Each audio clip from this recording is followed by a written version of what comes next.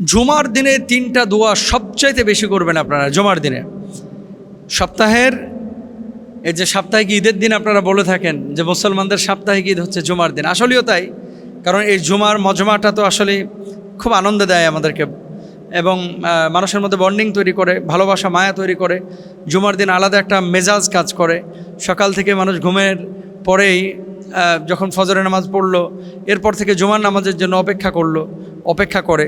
তো এই জুমার দিনটা আসলে কুরআনুল কারিমে বিশেষ মর্যাদা দেওয়া হয়েছে। ইয়া আইয়ুহাল্লাযীনা আমানু ইদা নুদিয়া লিস-সালাতি মিন ইয়াউমিল জুমআহ, দেখছেন জুমার কথা আছে।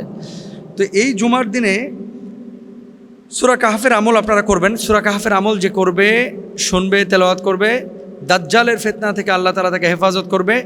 আসমান থেকে 70,000 ফেরেশতা নিচে নামবে, উপরে উঠবে এবং তার জন্য, তার রহমের জন্য দোয়া করতে থাকবে। সুবহানাল্লাহ। তো এই জন্য সূরা কাহফের আমলটা করবেন। পাশাপাশি 3টা দোয়া এই জুমার দিনে বেশি বেশি করবেন। বিশেষ করে দুরূদ শরীফটা বেশি পড়বেন।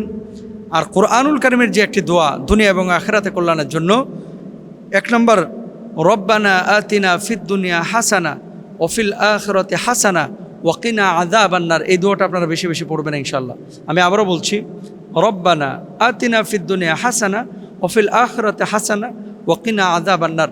আল্লাহর নবী সাল্লাল্লাহু আলাইহি ওয়াসাল্লামের জীবনে সবচাইতে বেশি এই দোয়াটা পড়েছেন তিনি, সাল্লাল্লাহু আলাইহি ওয়াসাল্লাম সবচাইতে বেশি এই দোয়াটা তিনি পড়েছেন। তাহলে আপনারা পড়বেন ইনশাআল্লাহ। এখন আপনারা বলবেন যে হুজুর কোন সময় পড়বো? 5 ওয়াক্ত নামাজের পরে পড়েন, দিনে দোকানদারি করতেছেন পড়েন, মাছ কিনতে গেছেন পড়েন, বাজারে গিয়েছেন পড়েন, অটো সিএনজিতে চড়ছেন পড়েন, সমস্যা নাই, যে কোনো সময় পড়েন, কিন্তু বেশি বেশি পড়বেন। 1 নম্বর। 2 নম্বর, উত্তম জীবনযাপনের দোয়া একটি দোয়া পড়বেন, আল্লাহুম্মা ইন্নি আসআলুকাল হুদা ওয়াত তুকা ওয়াল আফাফা ওয়াল গিনা। আমি আবারও বলছি, আল্লাহুম্মা ইন্নি আসআলুকাল হুদা ওয়াত তুকা ওয়াল আফাফা ওয়াল গিনা। আল্লাহুম্মা ইন্নি আসআলুকাল হুদা ওয়াত তুকা ওয়াল গিনা ওয়াল আফাফা ওয়াল গিনা।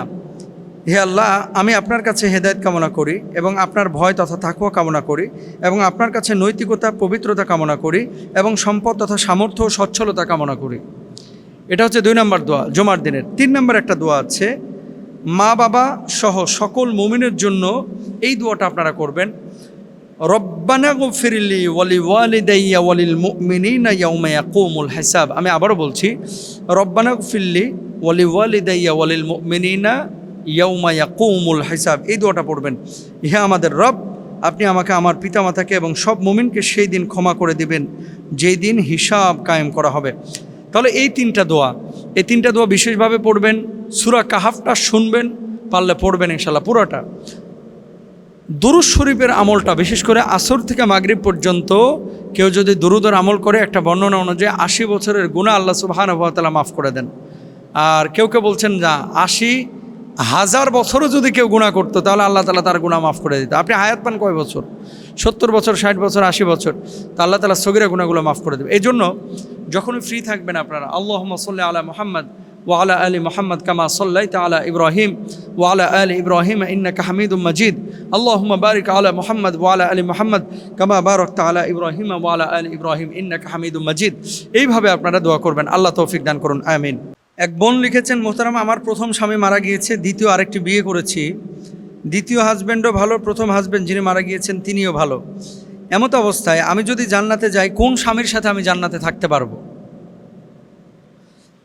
মানে প্রশ্নের মুদ্রা কথা হচ্ছে, কোনো নারী যদি ধরেন 3টা 4টাও বিয়ে করে, এক স্বামী মারা গিয়েছে, আরেকটা ডিভোর্স হয়ে গেছে, এরপর আরেকটা বিয়ে করছে, ওটাও ডিভোর্স হয়ে গেছে, আরেকটা বিয়ে করেছে, ওটাও ডিভোর্স হয়ে গেছে, অনেকের 2 জন স্বামী আছে, 3 জন স্বামী আছে, এরকম চেঞ্জ হয়েছে। সে যদি জান্নাতে যায়, কোন স্বামীর সঙ্গে থাকবে? যিনি প্রশ্নটা অনলাইনে পাঠিয়েছেন আমি তাকে বলতে চাই, আগে জান্নাতে যায় এলন। আপনি যদি জান্নাতে চলে যান, জান্নাতে যাওয়ার পরে আল্লাহ সুবহানাহু ওয়া তাআলা কোনো কার্পণ্য করবেন না তার নাজ নিয়ামত দিতে। এখন আপনি যদি বলেন যে আমি অমুক স্বামীর সাথেই থাকবো, আপনার জন্য আল্লাহ ব্যবস্থা করে দেবে। যদি আপনি বলেন যে না, আমি 4 জনের সাথে একসাথে থাকবো, এটাই আমি চাই, তো ওদের 4 জনের মতো রূহ বানায় দিতে আপনাকে কতক্ষণ সময় লাগবে? এটা আল্লাহ দিতে পারেন। কিন্তু কিছু হাদিস আমরা পাই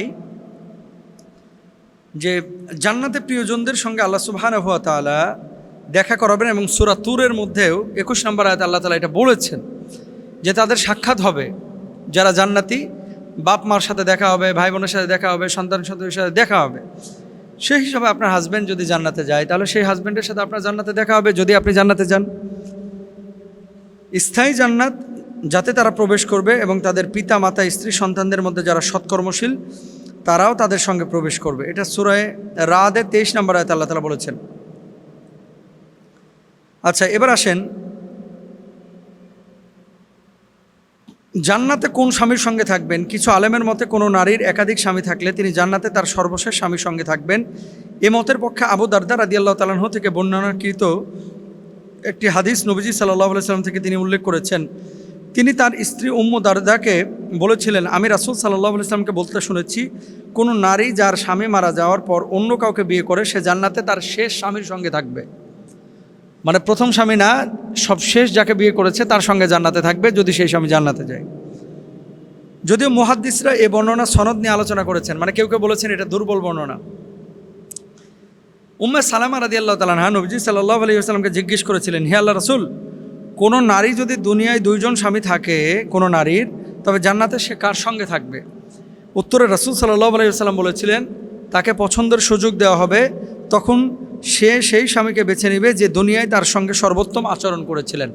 অর্থাৎ কিছু না কিছু তারতম্যতা আছে, যে এই স্বামীটা আমার সাথে বেশি ইনসাফ করেছে, ওই স্বামী আমার সাথে কম ইনসাফ করেছে।